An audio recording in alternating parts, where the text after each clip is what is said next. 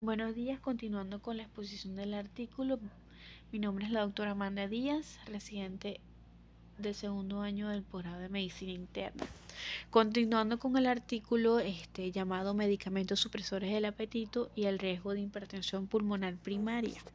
Tenemos que este diseño fue un diseño tipo casualidad prospectivo en donde se obtuvieron casos y posteriormente controles de esos pacientes.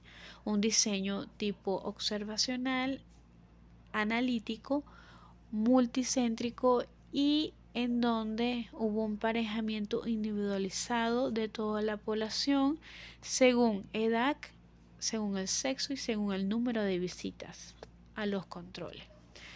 En cuanto a la población y la muestra, se habla de que en cuanto a la población, los pacientes se realizaron estudios en 4 países, especialmente Francia, Bélgica y Reino Unido y los Países Bajos. La población estaba comprendida entre hombres y mujeres de 18 a 70 años de edad. Se reclutaron pacientes con hipertensión pulmonar primaria diagnosticada desde el 1 de septiembre de 1992 hasta el 30 de septiembre de 1994.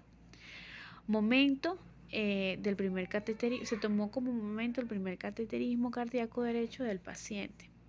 También se obtuvieron los resultados de autopsia o se incluyeron los pacientes que tenían resultados de autopsia o biopsia de 9 pacientes que se sometieron a un trasplante o murieron poco después de su inclusión en este estudio. Y todos ellos presentaban arteriopatía pulmonar plexogénica. En cuanto a los controles de los pacientes, se buscaron 4 pacientes de control por cada paciente con hipertensión primaria. Entre los controles se seleccionaron al azar de lista de pacientes consecutivos atendidos que generalmente estaban atendidos por el mismo médico de cabecera del paciente con hipertensión pulmonar primaria. Los pacientes, los controles se emparejaron individualmente con los pacientes de los casos con respecto a la edad, con respecto al sexo y con respecto al número de visitas al médico por año. Se registraron los siguientes datos de todas las visitas durante el periodo de una semana: el nombre del paciente, la edad y el sexo, y el número de visitas realizadas por este paciente en el año. Y se identificaron todas las visitas de los pacientes que cumplían los criterios de emparejamiento y 4 controles fueron realizados al azar por Centro de Coordinación Local. Entre los criterios de inclusión tenemos aquellos pacientes ya dijimos de ambos géneros, ya dijimos que entre la edad de 18 a 70 años de edad. Otro de los criterios de inclusión es que los pacientes sin otra enfermedad crónica activa o potencialmente mortal, pacientes que debían aceptar a participar en este tipo de estudio, aquellos pacientes con hipertensión pulmonar primaria diagnosticadas el 1 de septiembre, como ya dije anteriormente, desde 1992 hasta el 30 de septiembre de 1924, y que su primer cateterismo cardíaco y que tuvieran un primer cateterismo cardíaco derecho del paciente. Entre los criterios de exclusión tenemos aquellos de causas secundarias las causas secundarias debían estar ausentes, como anomalías congénitas de los pulmones, las valvulopatías congénitas o adquiridas, la enfermedad valvular o miocárdica, el tromboembolismo pulmonar, la enfermedad pulmonar obstructiva, enfermedades pulmonares intersticiales, estenosis en arteria pulmonar y la válvula pulmonar, hipertensión venosa pulmonar, hipoventilación central con hipoxia hipercapnia, enfermedad parasitaria que afecta a los pulmones, anemias de células falciformes, el síndrome de inmunodeficiencia adquirida y las enfermedades vasculares del colon. Otro de los criterios de exclusión que los pacientes fueron aquellos pacientes que se negaron la participación o que se perdieran durante el seguimiento. De acuerdo a la intervención del estudio, se habla de que hubo un panel internacional de revisadores donde los cuales evaluaron los datos médicos extraídos, los informes del cateterismo cardíaco, las radiografías de tórax, las exploraciones pulmonares de perfusión y las imágenes o informes ecocardiográficos de los pacientes que cumplían los requisitos de estudio. También se buscaron 4 pacientes de control por cada paciente con hipertensión pulmonar primaria. Los controles se realizaron, como ya dije anteriormente, al azar de la lista de los pacientes consecutivos y atendidos por el mismo médico general. Los pacientes se emparejaron individualmente de acuerdo a la edad, de acuerdo al sexo y con el número de vistas. Cada paciente fue sometido a una entrevista exhaustiva realizada por el entrevistador, especialmente entrenado por uno que no tenía formación médica. También, de acuerdo a la intervención, se preguntó por las características demográficas, su historial médico, quirúrgico, obstétrico y si tiene exposición a los fármacos.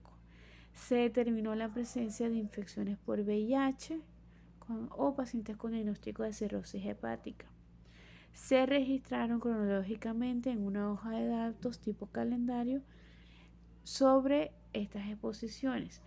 Se analizó la exposición de los fármacos antihipertensivos, anticonceptivos orales, extractos tiroideos y agentes anoréxicos.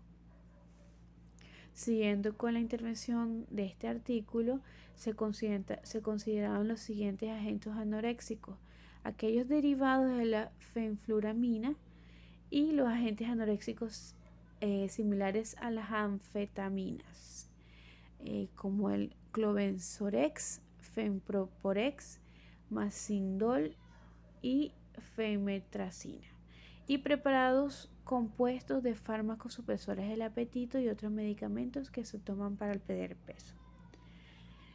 La fecha índice utilizada en el estudio de los autores de riesgo correspondió al inicio de los síntomas del paciente, generalmente disnea.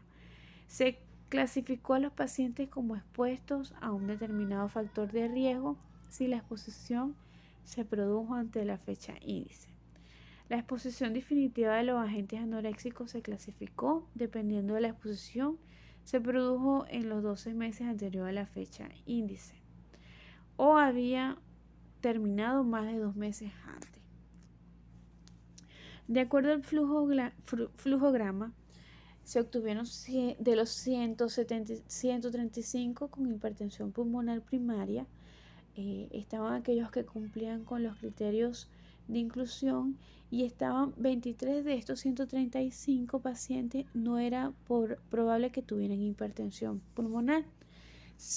2 se perdieron durante el seguimiento, 2 se negaron al seguimiento, 2 se negaron a participar y 13 no pudieron ser entrevistados ni sus datos revisados ante el análisis final.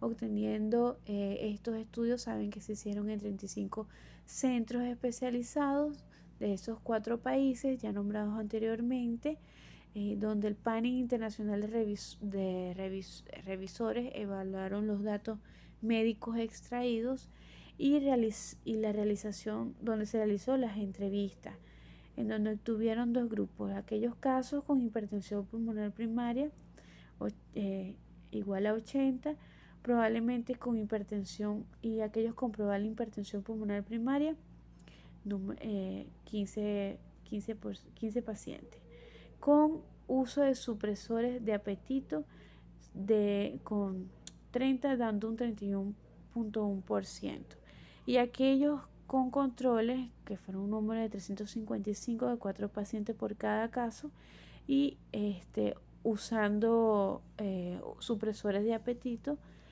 con 26 que da un 7.3%.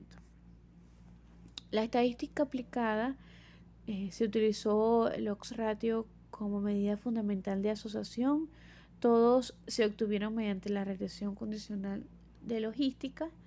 Todos los modelos incluyeron la exposición de los supresores del apetito, las variables de confusión relacionadas con el peso y otras variables consideradas como posibles factores de riesgo.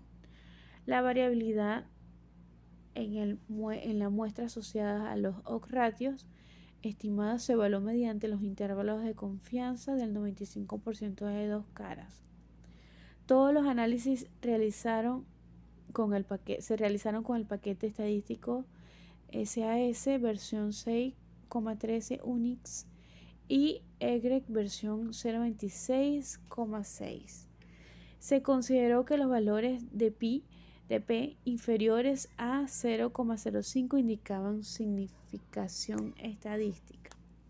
Entre los objetivos tenemos que el objetivo final primario era investigar el rol de los agentes anoréxicos y otros factores de riesgo sospechosos para la hipertensión pulmonar primaria, mientras que los objetivos secundarios fueron categorizar la exposición de fármacos según el tiempo y la duración, especificar fármacos utilizados, determinar las variables de confusión relacionadas al peso, determinar las variables clínicas funcionales hemodinámicas de pacientes con hipertensión pulmonar y cuantificar los pacientes según su género y según su país.